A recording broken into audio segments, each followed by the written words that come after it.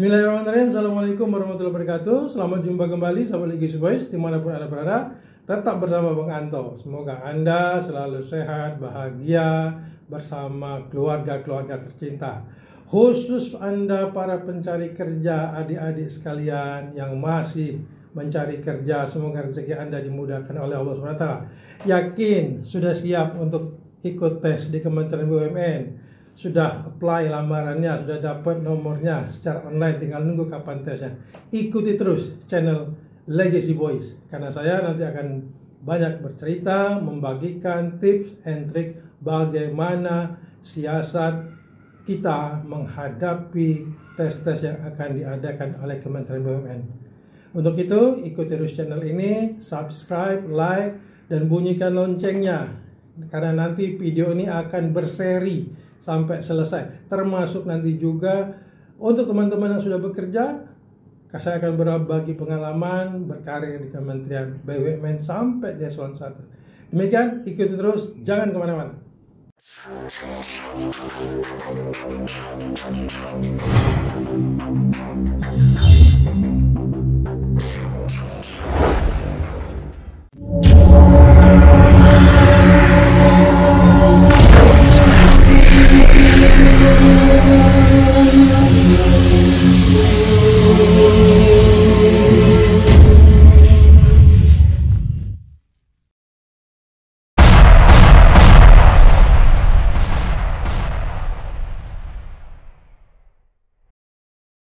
Teman-teman sekalian, kita langsung saja mengikuti tips bagaimana untuk bisa lolos nanti seleksi rekrutmen di Kementerian BUMN ini.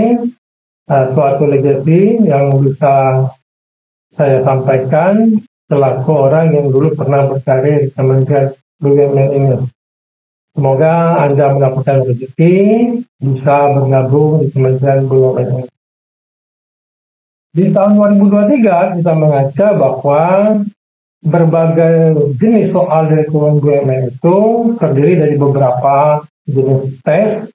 Ada survei, ada 19 soal dalam waktu 5 menit, verbal logical reasoning, ada 25 soal, 18 menit, number sequence, 25, 27, word classification, ada 25 soal juga, waktunya 8 menit, diagram reasoning, juga soal 25, waktunya 20 menit, kemudian ada self-assessment, adalah memahami budaya di Kementerian BUMN. Maka di slide terdahulu saya pernah mengatakan kalau kita ingin melamar suatu perusahaan, tips pertama dari saya adalah pahami dulu core value-nya apa, pahami dulu budayanya apa, pahami kompetensinya apa.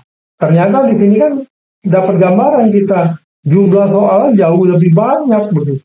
Jumlah lebih banyak yang dituntut oleh pihak penyelenggara supaya mereka mendapatkan orang-orang yang sesuai dengan budaya mereka, yang lainnya pendukung. Dan teman-teman, jangan pernah takut, tes-tes seperti ini ya tidak membutuhkan IQ yang pinter-pinter banget lah seperti itu. Rumusnya harus calak, calak bahasa Palembangnya itu apa ya, smart, cerdas gitu. Cerdas itu ya ini kan kita kejar-kejaran waktu artinya. Kita dituntut waktu dengan cepat. Artinya baca dengan cepat, kalau kita sudah dapat poin isinya langsung dijawab. Kalau kita ketemu soal yang rumit untuk kita memahami, tinggalkan, kerjakan yang lain. Begitu juga yang lain juga, kalau sudah cepat selesai, waktunya belum habis, kembali lagi ke soal yang lain, kemudian kita kerjakan. Tapi ingat, dari seluruh rangkaian ini, akhlak ini lebih penting. Kemudian di tahun 2024, seperti tahun 2023 masih ada tes kemampuan dasar, masih sama tesnya, core value BUMN-nya masih sama, ada bahasa Inggris, ini lalu saja lah kalau generasi milenial, generasi Y and Z, anak lainnya, harusnya lolos lah ya bahasa Inggris. Nah, yang kemungkinan Anda akan agak repot adalah mengenai wawasan kebangsaan. Karena sekarang ini anak-anak muda Pancasila aja karena suka nggak hafal gitu ya. Nah, ini kalau zaman saya dulu wawasan kebangsaan ini PMP, Pendidikan Moral Pancasila. Jadi sila-sila Pancasila itu turunannya ya kan dipelajari lagi, baca lagi buku-buku yang berkaitan dengan kebangsaan, PPKN ya kalau sekarang, atau ada pelajaran yang lain. Nah, kemudian learning agility. Learning agility ini bagaimana kita harus berperilaku di era sekarang ini. Nah, nanti akan saya kasihkan juga gambaran bagaimana learning agility itu sudah Anda pahami, nanti Anda bisa siap menghadapi tes di learning agility ini. Nah, jadi Anda harus paham tes-tes ini, kemudian sudah Anda paham maksudnya tes ini apa, tujuannya untuk apa, sehingga pada saat pelaksanaan tes nanti jangan banyak mikir, oh ini tes ini kenapa begini soalnya, untuk apa ini, maksudnya untuk apa, itu nggak perlu lagi, begitu sudah baca soal langsung dikerjakan. Oke, kita sekarang masuk di tes yang pertama adalah verbal logical reasoning. Ini bagian pertama dari PKD. Nah, saran saya buat teman-teman, karena tidak semua nanti kita akan memberikan contoh yang begitu banyak, untuk pengertian-pengertian maksud dari tes ini apa, sebaiknya dipelajari bahwa verbal logical reasoning itu maunya apa, tes ini tujuannya untuk apa. Nah, nanti di sini sudah paham, baru menemukan bentuk soalnya. Lalu bentuk soalnya ternyata seperti ini, cara penyelesaiannya seperti ini. Kenapa ini diperlukan? Karena kan soalnya itu banyak, tuh ada 25. Kan? Kalau Anda nanti terpaku kepada contoh soal saja, ya kebiasaan anak-anak sekarang ini kalau terbatas contoh soal saja, nanti dia malas lagi untuk menggali contoh-contoh berikutnya, tidak kaya. Tapi maksudnya kalau paham, dikasih contoh, nah Anda akan memperkayanya seperti itu ya, maksudnya seperti itu. Contohnya, contoh verbal logical reasoning, contoh soal. Pada satu pagi di desa kecil, semua penduduk mendengar suara keras dari hutan. Berapa penduduk desa berpikir bahwa itu mungkin suara binatang buas yang kelaparan. Namun ketika mereka memeriksa lebih dekat, mereka menemukan bahwa suara itu sebenarnya berasal dari pohon yang tumbang. Dari cerita ini, kesimpulan yang dapat diambil dari cerita ini adalah A. Binatang buas, ada binatang buas yang berkeliaran di hutan. B. Semua suara keras berasal dari binatang buas. C. Suara keras selalu menandakan bahaya. Tidak semua suara keras berasal dari binatang buas. Nah, yang mana di antara empat ini jawabannya yang benar? Nah, Anda bisa dengan cepat memahami cerita ini bahwa berapa penduduk berpikir bahwa itu mungkin suara binatang buas, mungkin ya. Namun mereka memeriksa lebih dekat, mereka menemukan suara itu berasal dari pohon yang tumbang. Ini kan dua kata kuncinya. Nah, kalau ada binatang buas yang berkeliaran di hutan, tidak ada informasinya di sini. Kemudian semua suara keras berasal dari binatang buas. Tidak juga, karena ini kan mungkin. Semua suara keras selalu menandakan bahaya. Oh, tidak ada juga pernyataan itu di dalam bacaan. Tidak semua suara keras berasal dari binatang buas. Nah, ini jawaban yang diinginkan, yaitu semua suara keras, tidak semua suara keras berasal dari binatang buas, karena ternyata memang suara itu berasal dari pohon yang tumbang. Nah, begitulah kira-kira contoh soalnya. Kemudian kita kembali ke soal kedua. Di sebuah kota kecil ada toko sepatu yang bersaing. Toko A dan toko B. Toko A menawarkan harga lebih rendah tapi kualitas yang lebih rendah pula. Sedangkan toko B menawarkan harga lebih tinggi, tetapi kualitas yang lebih baik. Beberapa pelanggan memilih toko A karena harga yang murah, sementara yang lain memilih toko B karena kualitas yang lebih baik. Kesimpulan dari tulisan ini. Nah, ada beberapa kunci yang bisa Anda pahami. Beberapa pelanggan memilih toko A karena harga yang murah. Sementara yang lain memilih toko B karena kualitas yang lebih baik. Harga yang rendah selalu menghasilkan kualitas yang lebih rendah. Di sini dikatakan bahwa toko A menawarkan harga yang lebih rendah tetapi kualitas yang lebih rendah pula. Ya, ini perlu hati-hati, toko A menawarkan harga yang lebih rendah tetapi kualitas yang lebih rendah pula. Tapi apakah harga yang rendah selalu menghasilkan kualitas yang lebih rendah? Tidak jelas juga kan di dalam pernyataan itu. Nah, semua pelanggan akan memilih toko B karena kualitas yang lebih baik. Jadi dikatakan semua pelanggan, padahal tidak juga. Sementara yang lain kan, ada yang lain, ada yang memilih A, ada yang memilih toko B. Sehingga jawaban B ini pun tidak benar. Nah, harga dan kualitas tidak selalu berkorelasi. Toko A, kita tahan dulu jawaban C-nya, toko A lebih sukses karena harga yang lebih rendah. Ini pun tidak jelas. Sehingga dari pernyataan ini, harga dan kualitas tidak selalu berkorelasi. Nah, ini jawaban yang diinginkan. Karena apa? Ya, ada beberapa pelanggan memilih toko A karena harga yang murah. Artinya kalau semua harga murah ditinggalkan pelanggan, tidak ada yang beli kan, seperti itu kan. Sementara toko B karena kualitasnya lebih baik, harga mahal, belum tentu juga orang tidak beli. Seperti itu. Jadi, ini contoh yang bisa Anda pahami.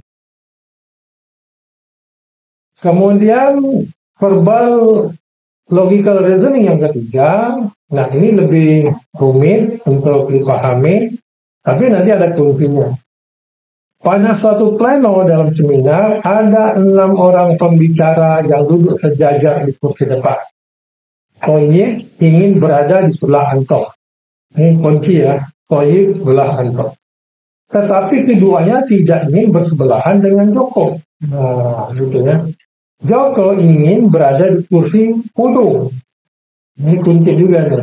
Dewi ingin duduk di antara Rini dan Bulan. Jadi kunci mana yang pertama yang harus Anda ambil supaya dia tidak menjadi ambigu dengan baik adalah ini. Berada di kursi ujung. Jadi yang pertama ini katakanlah ada 6 orang kan, ini 1, 2, 3, 4, 5, gitu ya, ada 6. Nah, Joko ingin di kursi ujung, ini Joko ya. Oke, Joko. Oh, ujung ya, Joko ingin berada di kursi ujung. Sementara Toyib ingin berada di sebelah Anto. Tetapi keduanya tidak ingin bersebelahan dengan Joko. Nah, artinya jangan tempatkan Toyib dan Anto dekat Joko. Taruhlah mereka jauh-jauh. Nah, di sini si Toyib, gitu ya. Di sini di Anto. Karena Toyib dan Anto ingin berdekatan, tapi tidak mau dekat dengan Joko. Nah, tinggal 2. Dewi ingin duduk di antara Rini dan Wulan. Akhirnya Dewi di tengah-tengah. Nah, Dewi taruh di tengah. Dewi. Ya, Dewinya di tengah. Rini dan Wulan, nah, bisa Rini di sini, dia, atau Wulan di sini. Gitu. Tetapi, antara Rini dan Wulan dia bisa bertukar tempat. Gitu. Kan cari itu. Maka kalau melihat analisa kita seperti ini, Joko berjarak 2 kursi dari Rini. Joko berjarak kursi 2 Rini. Seperti itu kan. Bisa benar kalau Rini di kursi keempat. Tetapi kalau Rininya bisa duduk di sini, kan Rini bisa di sebelah sini juga. Bisa di sini Rini. Maka pernyataan ini jadi salah gitu. Simpulannya adalah benar kalau Rini di kursi 4, tapi simpulannya adalah salah kalau Rini di kursi 4. Sehingga karena posisi bulan dan Rini bisa saling bertukar tempat, maka Joko berjarak 2 kursi dari ini tidak dapat disimpulkan seperti itu ya. Tapi kalau Anda langsung menempatkan solar ini di sini benar 4, ya kecuali di sini disebutkan bahwa misalnya Rini duduk di sebelah kanannya Dewi, misalnya seperti itu, berarti betul-betul ya. Ya, teman-teman, nanti Anda silakan pahami lagi lambat-lambat gitu.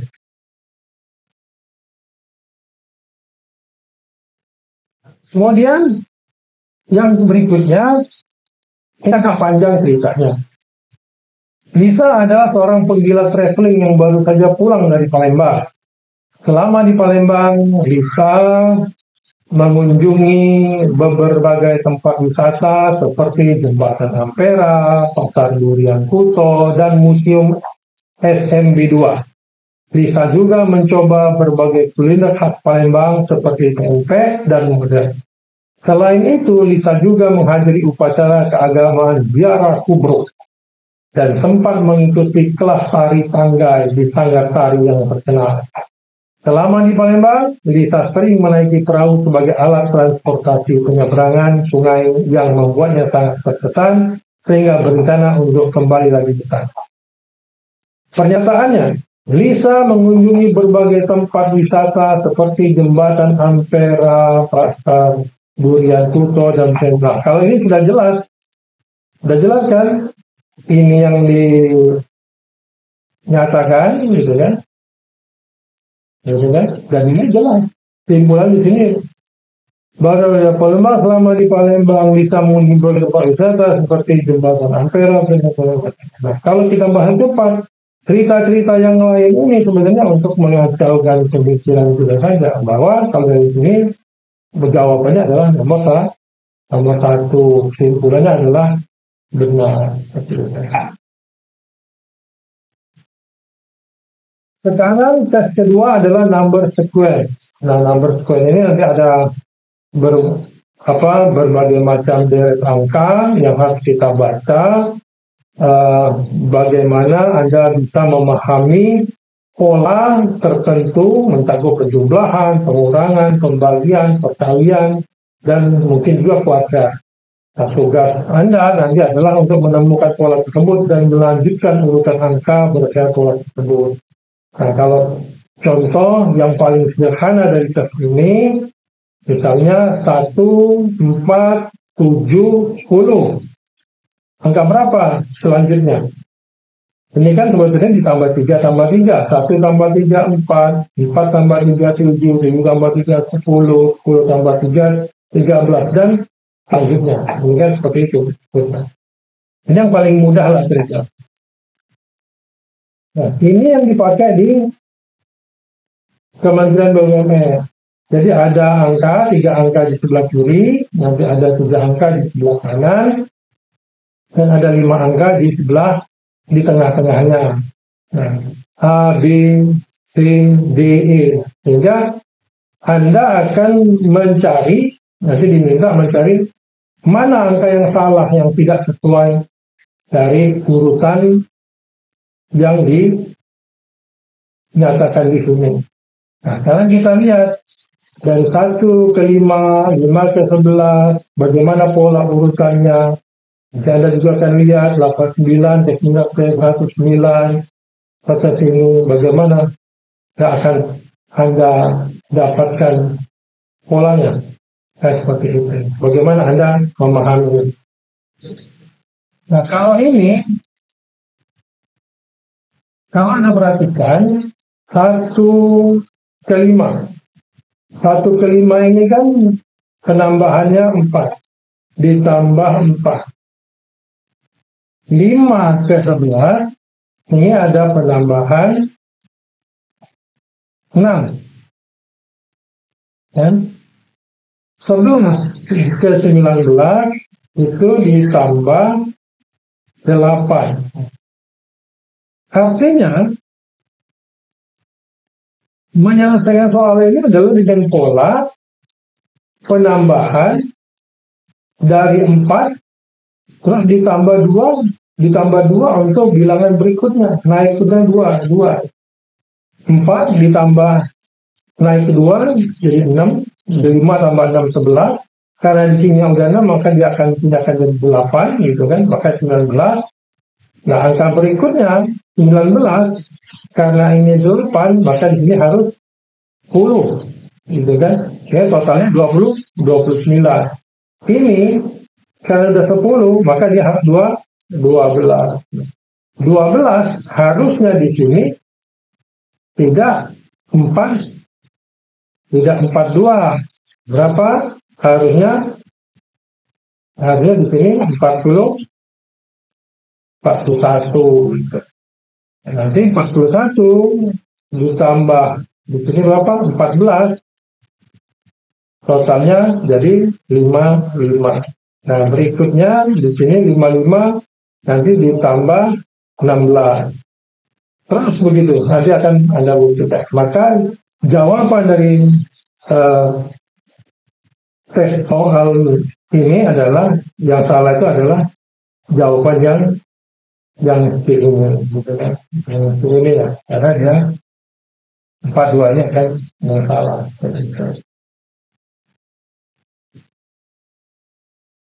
Ini pola berikutnya. Pola berikutnya adalah sama 6, 2, 8, 12. Nah, bagaimana kita mencari polanya dari angka ini? Kalau kita lihat sebetulnya secara cepat 6 ke 2 dia turun, terus dia naik lagi ke 8, nggak akan nyambung. Maka cara ngelihatnya, oh kalau gitu ini 6 ke 8, 8 ke 10, gitu kan, 10 ke 11, ya. Harusnya gitu polanya. Itu ya. Ini begitu juga. Ya. Ya. Artinya 6 ke 8 ditambah berapa? Ditambah 2 kan? Tambah 2, ini juga ditambah 2, ini juga ditambah 2, tambah 2, ini juga ditambah 2. Nah, kalau ini udah ketemu bahwa oh ini salah nih ternyata gitu kan. Ditambah 2, 10 tambah 2 harusnya 12. Maka inilah jawaban. Gitu kan. Yang lain nggak usah dicek juga nggak apa-apa. Tapi kalau mau ngecek, oh kalau ini tambah 10 artinya. Kalau ini tambah 10. 2 tambah 10, 12. 12 tambah 10 gitu kan. Tambah 10, atau ini tambah 10 lagi, tambah 10. Gitu. Ini jawabannya adalah jawab B. Kalau sudah ketemu untuk menghemat waktu, ya sudah, tidak soal. Berikutnya, pola dari ada yang naik, ada yang pola angka menurun. Ini 5 ke 8, kalau 5 ke 5, atau 5 ke 8, ini naik, turun. Ini 8 ke 3, turun, ini naik lagi, turun lagi. Maka polanya seperti ini, biasanya langsung kita buat, oh kalau begitu, ada yang menurun, ada yang naik nih. Nah, ini sama, ini 5, ini naik, ini naik, ini naik, ini naik, gitu kan. Sedangkan yang ini, polanya turun, turun, turun. Seperti itu. 5 ke 8 ditambah 3. 8 ditambah 1 dari tambah 3 juga. 11 ditambah 3. Nah, jawabannya 13. Nah, kan salah ini. Harusnya 14. Maka Jawabannya adalah B. Oke, kalau yang lain silakan nanti Anda cek untuk menghemat waktu. Nanti banyak berbagai angka-angka tentunya nanti, tapi polanya yang harus Anda pahami adalah seperti ini untuk mengerjakan number square itu. Nah, tes berikutnya adalah word classification. Untuk menguji kemampuan dalam mengklasifikasikan kata-kata dalam kategori atau kelas. Ini gampang juga, gampang sekali. Ya. Langsung kita kasih contoh saja ya untuk menghemat waktu.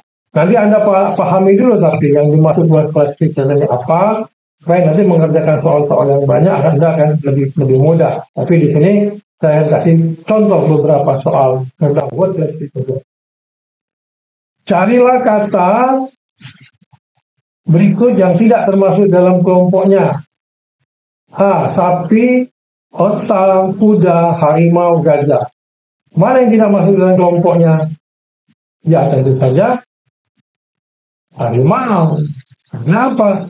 Semuanya A, B, C, dan D ini adalah binatang yang tidak makan daging, omnivora, karnivora. Dengan bedanya seperti itu. Nah, kemudian di sebelah ini, carilah kata berikut yang tidak termasuk dalam kelompoknya. Bali, Kalimantan, Bandung, Maluku, dan Sumatera. Mana yang tidak dalam kelompoknya adalah Bandung. Kenapa? Karena yang lain ini adalah nama-nama pulau. Dan nama-nama pulau. Gitu ya. Nama-nama pulau ini. Bahkan Bandung adalah nama kota. Mudah bukan teman-teman sekalian ya?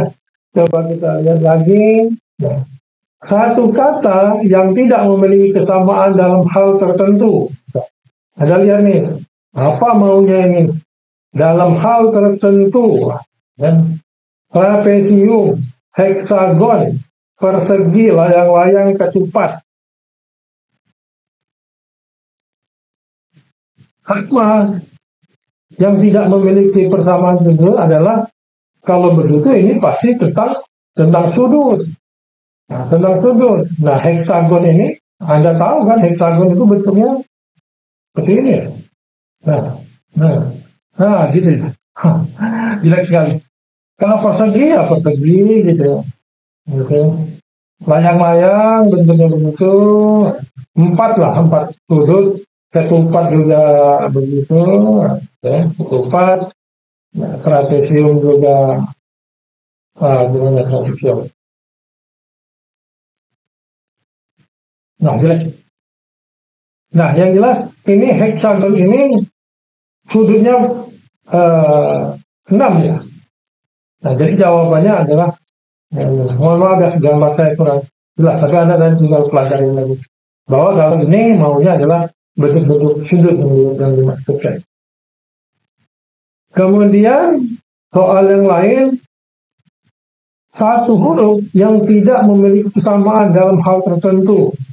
Coba huruf yang mana yang tidak memiliki kesamaan tertentu? Yang mana jawabannya? Jawabannya adalah M. Kenapa M? Ya, karena M ini terdiri dari 4 sudut atau 4 garis ya, 1, 2, 3, 4 gitu kan. Dan yang lain kan 3, 1, 2, 3, K juga 1, 2, 3, N juga begitu 1, 2, dan 3. Jadi jawabannya adalah N gitu ya. Nah, ini bentuk soal dari word classification. Kemudian ada soal yang lain yaitu diagram reasoning. Diagram reasoning nanti tinggal Anda pelajari dulu maksud diagram reasoning itu apa, pola-polanya seperti apa, ada pola rotasi, ada pola berkelanjutan, ada pola berhubungan, sehingga nanti Anda bisa memahami, oh yang dimaksud diagram reasoning seperti ini, jadi begitu ada ketemu soalnya, nanti Anda paham, oh maunya soal ini diapakan seperti itu. Nah, ini polanya Contoh diagram reasoning ini, nah, di sini triknya adalah supaya mudah mengerjakannya bagi teman-teman sekalian adalah ini kan ada pola 1, pola 2, pola 3, pola 4, pola 5. Nah, ini soalnya. Nah, ini soalnya ini. Ini soal.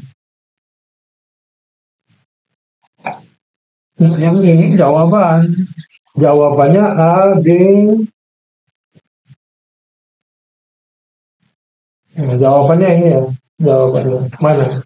Nah, kalau sudah ketemu soalnya seperti ini, kemudian dia sudah kasih kunci 3, 2, artinya teman-teman untuk menghemat waktu, 3 dan 2 saja yang dilihat. Artinya yang satu nggak usah dilihat, ini satu nggak usah dilihat, 4 nggak usah dilihat, 5 nggak usah dilihat.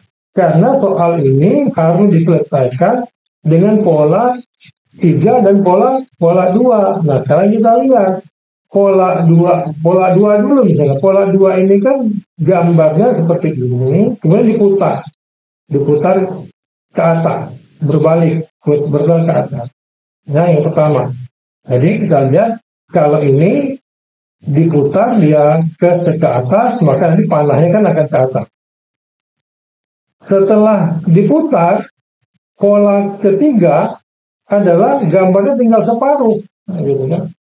Gambarnya tinggal separuh. Maka kalau kita lihat gambarnya tinggal separuh, jawaban yang benar adalah E. Jadi dia diputar, kalau diputar ke kanan, gambar ini diputar ke kanan, kemudian dia memisahkan bentuk tinggal separuh.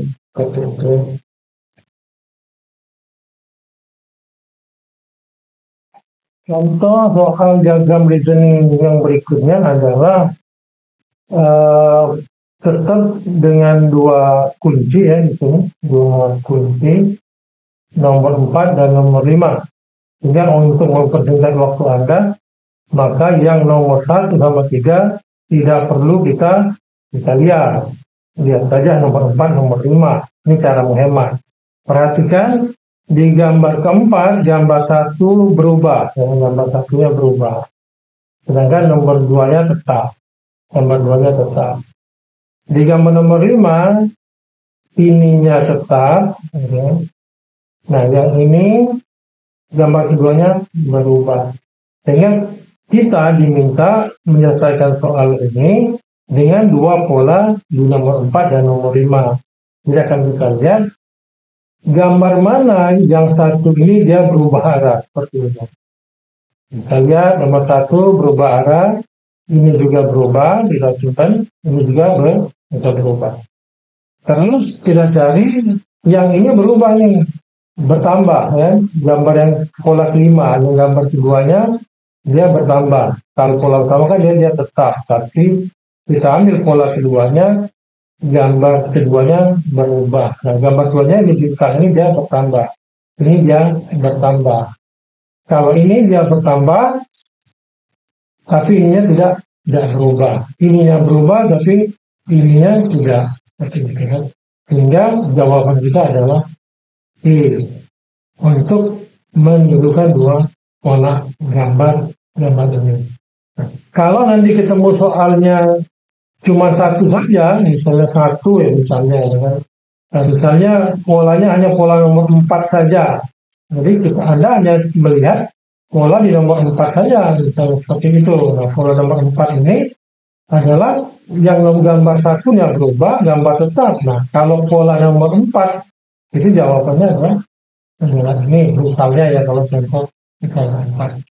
Nah, demikian teman-teman, ini adalah contoh-contoh dari soal-soal dari TKD yang akan Anda ikuti dalam kesempatan BUMN nanti.